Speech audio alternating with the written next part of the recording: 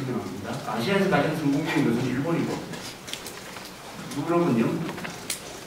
자, 이런 것을 우리가 참고서를 보고 그럼 한국의 민주화 과정은 어떻게 이루어졌느냐.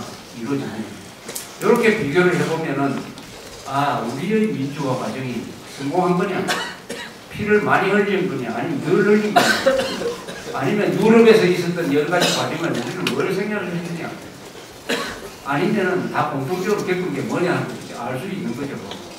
자, 우리는 왕의 목을 쳐야 됩니다. 우선 민주주의를 세우려면 왕을 제거를 해야 돼요. 왕을 없애야 돼요. 왕을 죽여야 돼요. 우리 손으로 왕을 죽이지는 않겠죠. 일본이 한일 합병을 하면서 조선조가 없어지는 바람에 막 왕이 자동적으로 없어졌거든요. 근데 그 왕이 잘했으면은 우리가 독립운동할 때 왕정복고운동이 벌어졌을 텐데 조선조 말에 가면 왕이 정치를 잘못해가지고 국민들이 아무런 이제 왕을 바라지 않았습니다.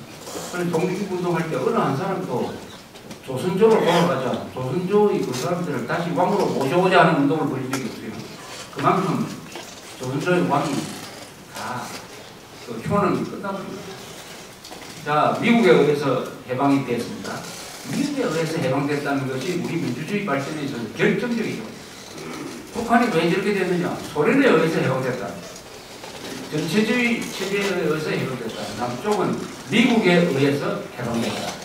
여기서부터 이제 우리 문명이 갈라지는 거 아닙니까?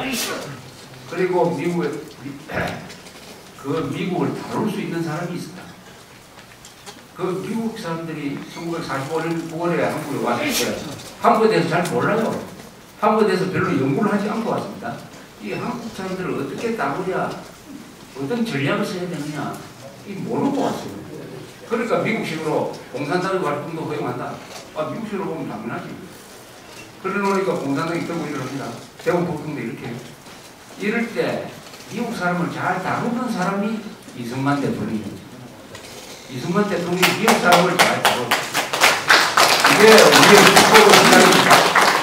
미국에 의해서 해방된 걸로 해가지고 미국 사람들이 주도를 했으면 이렇게 성공할 수 없어요. 미국 사람들을 잘 다루는 사람이 한 사람, 준비된 사람이 나타났다. 이승만 대통령. 좋은 능력 가지고 굉장한 안목을 가지고 자존심 강한 사람이 나타나서 미국 사람과 협력도 하고 미국 사람은 괴롭히기도 하면서 48년 8월 15일 날 대한민국을 건국을 한 겁니다. 태어날 때부터 대한민국은 완전한 민주주의 국가로 나왔어요. 완전한 민주주의 국가로. 다만 서류상의 국가로만 나왔어요. 서류상의 민주국가입니다. 서류상의 민주주의 국가다. 헌법이 좋았다 이겁니다. 서류상의 민주주의는 최고입니다. 최고. 자, 우선 투표권을 보십시오. 세금 내든 안 내든 여자든 남자든 나이가 20살 이상이면 누구든 다 비밀투표, 보통투표다. 이거 당연한 것 같지만 우리가 당연하다고 생각하지만 정말 영국을 한번 보면요. 영국에 1754년입니다. 1754년에 영국 국민 숫자가 800만이었어요. 투표권을 가졌던 사람이 얼마냐? 3.5%입니다. 3.5%. 1754년에 민주주의를 잘 하고 있던 영국에서 투표권을 가졌던 사람은 3.5%. 저 사람들 귀족들이에요. 귀족. 그 뒤에 투표권이 자꾸 이렇게 넓어집니다. 민주주의 발달은 뭐냐? 투표권을 행사하는 사람이 전 국민이 되는 과정입니다. 요 기간이 영국에서 몇 년 걸렸느냐? 170년 걸렸습니다. 그건 뭐냐? 여자까지 투표권이 주어지는 과정. 제일 마지막에 여자의 투표권이 주어집니다. 요새 레디 퍼스트 하니까 서양 사람들이 여자한테 먼저 투표권을 좀 별로 오해를 하시는 분들이 많은데 유럽에서 여자가 투표권을 가진 거는 빠르면 1920년대 늦으면 불란서가 여자들이 투표권을 가진 게 언제인지 아십니까? 불란서 1945년입니다. 1945년. 그러니까 민주주의가 얼마나 천천히 단계적으로 발전한 걸 아시겠죠? 1945년입니다. 우리하고 별반 차이가 없어요. 그 다음에 영국에서 먼저 1884년에 비로소 세금을 내는 모든 남자한테 투표권을 주기 시작했습니다. 세금을 내는 사람입니다. 세금 안 내는 투표권 없어요. 1918년에 가면은 세금을 내든 안 내든 남자한테 전부 투표권입니다. 1928년에 가서 영국에서 여성까지 포함해서 다 투표권을 갖게 됐습니다. 그런데 우리나라는 민주주의 한 번도 안 해보고 1948년 5월달에 선거할 때 다 투표를 할 수가 있었다. 이러니까 이게 뭡니까? 서양에서 한 700~800년 동안 발전시킨 것을 그냥 그 제도를 그냥 가지고 왔어요. 그냥 적용을 하기 시작하니까 제대로 되는 것도 있고 안 되는 것도 있고 해가지고 복잡해졌다. 자, 그 다음에 유럽에서 있었던 것 중에 왕권 타도, 그 다음에 또 뭐가 있죠? 반드시 민주주의를 하는 과정에서는 전쟁이 일어납니다. 전쟁이 일어나요. 반드시 혁명이 일어나요. 혁명과 전쟁이 일어나요. 그래도 우리가 드디어 전쟁이 일어났어요. 이념전쟁. 이념전쟁. 한국전쟁이 일어났습니다. 유럽에서는 이념전쟁을 2번 거쳤어요. 16세기에서 17세기 가서 150년 동안 신교 고교가 싸우는 종교전쟁. 종교전쟁이 일어나면서 결국은 1648년에 이런 합의를 합니다. 이제 서로 종교의 자유를 허용하자. 이 원칙을 확립하는데 150년이 걸렸어요. 150년. 그 다음에 또 공산주의 등장하면서 2차 세계대전, 그 앞에 냉전, 뒤에 냉전 이런 식으로 전쟁을 아무튼 종교전쟁, 이념전쟁을 했었는데 우리는 종교전쟁은 없어요. 동양은 대충 종교전쟁이 없습니다. 그러나 이념전쟁은 한번 호되게 치렀어요. 아직도 끝나지 않았습니다. 그 다음에 위대한 이승만 대통령도 개혁도 많이 했습니다. 이승만 대통령의 업적을 혁명입니다. 이건 혁명. 우리가 그런 혁명이 있습니다. 혁명이 없으면 오늘날 민주주의가 있을 수 없죠. 우리가 혁명이 있었고 그 혁명의 한가운데 있어요. 이 혁명이 아직 끝나지 않았습니다. 첫째, 이승만 대통령이 한 게 뭐냐? 이게 민주주의 혁명입니다. 조금 막 학문적으로 이야기하면 부르주아지 혁명이라고 해요. 그러니까 프랑스 대혁명 같은 게 한국에서는 이승만 대통령이 주도한 건국혁명입니다. 건국혁명. 건국혁명을 계기로 해가지고 그 정부가 완전히 사람들이 사고방식이 달라졌어요. 제도도 달라졌어요. 지주국 계급이 없어졌어요. 그리고 전부 다 자연공으로 바뀌었어요. 귀족이 없어졌어요. 귀족 없어지고 지주 없어지고 이게 모든 혁명의 제일 중요한 출발점입니다. 그리고 다 교육을 받도록 하고 의무교육 받도록 하고 차별을 없애주고 차별을 없애줬어요. 종교에 의한 차별, 지역에 의한 차별, 계급에 의한 차별 다 없애줬습니다. 이게 혁명입니다.